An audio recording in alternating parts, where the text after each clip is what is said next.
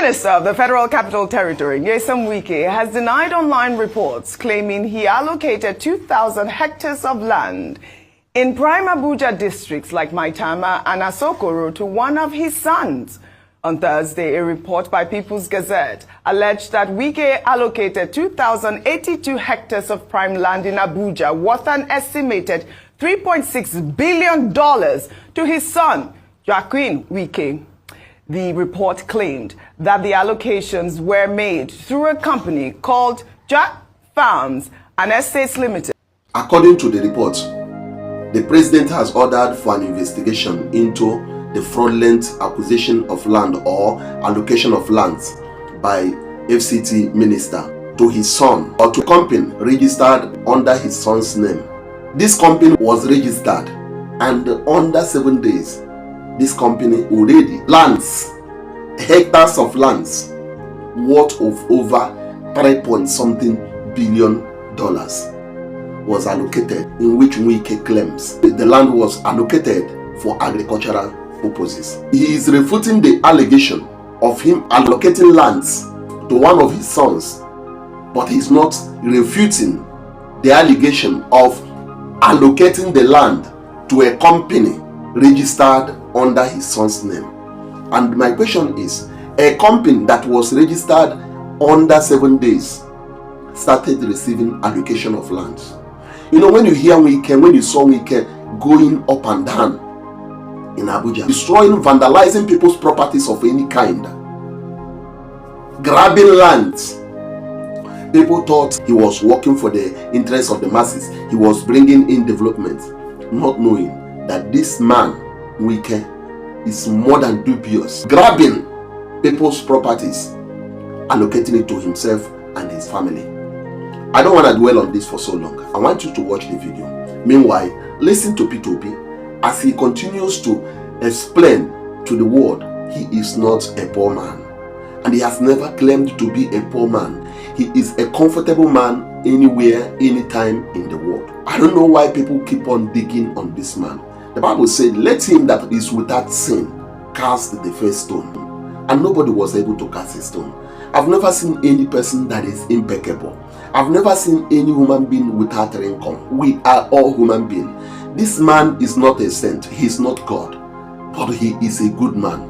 He is an honest man. He is a man that dwells with dignity and the respect for himself and for others. He's somebody that does things the way it's supposed to be done. In our life of today, people like him are rare.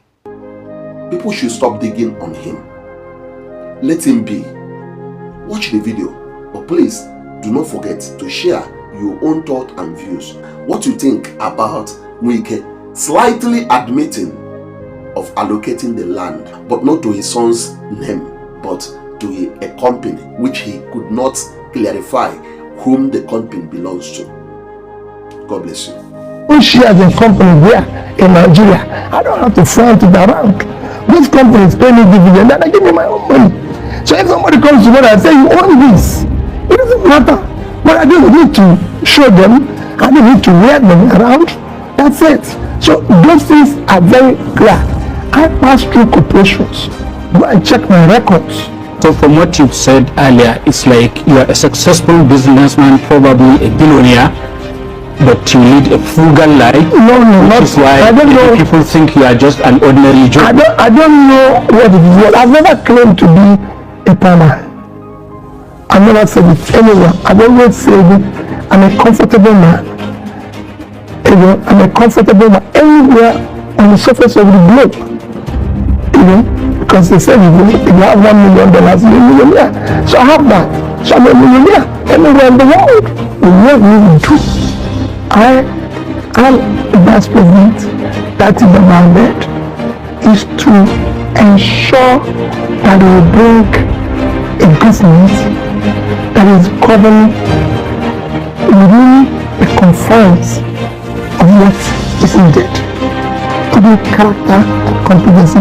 The Minister of the Federal Capital Territory, Wike, has denied online reports claiming he allocated 2,000 hectares of land in prime Abuja districts like Maitama and Asokoro to one of his sons. On Thursday, a report by People's Gazette alleged that Wike allocated 2,082 hectares of prime land in Abuja worth an estimated $3.6 billion to his son, Joaquin Wike. The report claimed that the allocations were made through a company called Jack Farms and Estates Limited. The Gazette further alleged that Wike personally signed multiple certificates of occupancy for his son's company and bypassed regulations by not paying ground rent, registration, or survey fees, which would contravene the Code of Conduct for public officers. Wike's media aide, Larry Olayinka, denied the allegations, dismissing the report as falsehood and malicious, asserting that not even a single plot of land has been allocated to any of the minister's children. Olayinka clarified that while Jack Farms and Estates Limited is a duly registered company that received a land allocation in Wari Area Council, it was solely for agricultural purposes. He challenged the publishers of the report to provide concrete evidence of any land allocation bearing the names of Wike's children. Let me take this tweet from Mezie, who wrote, "Now, who owns Jack Farms and Estate Limited? Why did Wike refuse to throw more light on the company, Jack Farms and Estate Limited, that he allocated the land to for agricultural purposes? Why did Wike give shallow response? Why did he not say the company in question has nothing to do with him or any of his family members? He allocated public land to a company registered by his son for agricultural purposes, while millions of genuine and real farmers in Nigeria are gnashing their teeth looking for land for their genuine farming projects. Is Wike's son a farmer?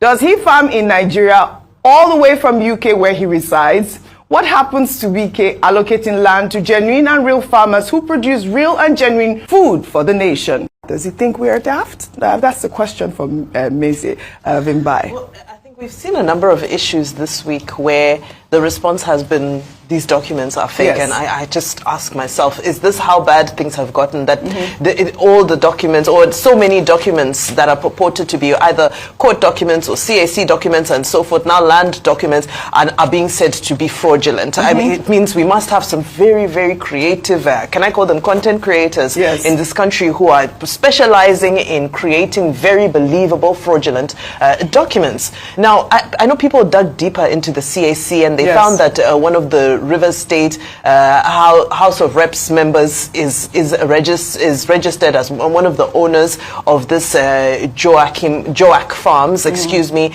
That's the farm within the company, within just 2 weeks of being registered, was allotted 400 plots of land. So there are so many discrepancies in this. But the real question is, why distance yourself from part of it and not all of it, if truly there isn't an element of truth to it? And I think that's why I love investigative journalism, and that's why investigative journalism is under attack. Yeah. Because you find that these people do the good work of unearthing. I always wonder, how do they do? I'm not investigative into this sense. You know, I can't go in and dig stuff up, but there are people who specialize in being able to dig anything up of this nature, and the documents look irrefutable. So, you know, if it is a fraudulent fake story, then I'm looking forward to some sort of libel case or something of that to refute to the this, publishers. but to the publishers of the story. But it looks extremely compelling beyond reasonable doubt. A quick comment from both. I think Rufai wanted to speak quickly.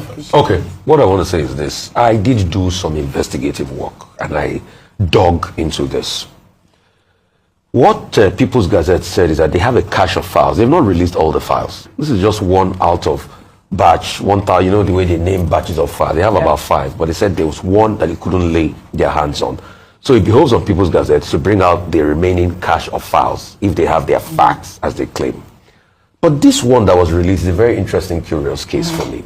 Number one, the fact that this company was registered on the 10th of October, 2024, and 7 days after, there was a grant of that land. And please, Nigerians, let's do this test. You can go ahead, for the fun of it, register a company today and try to get land allocation in Abuja, and let's see how the process goes, if it's going to go for 7 days. I think that's the first place to go for. I mean, if that's the way it is, that means it's very efficient, you know. So, but I think Nigerians register companies and go sue for land allocation. That's number one part for me.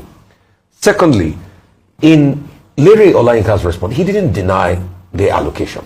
He didn't deny that allocation was not given there, but he said it was for agricultural purposes. What we should scrutinize now is, what are the processes involved in allocation of land for agricultural purposes? 2, what about the issues of the ground rent? 3, who are the promoters of this Joak, whatever farms company? Wike. 4, and let's also see a transparent paper trail as regards this. And the 5th most important point is premium times. The other cache, I say premium times, it's People's Gazette. The other cache of documents they say they have, let us bring it out. Let us also subject those documents, to forensic evaluation, so we can also get both parts out. Just for the sake of, public scrutiny.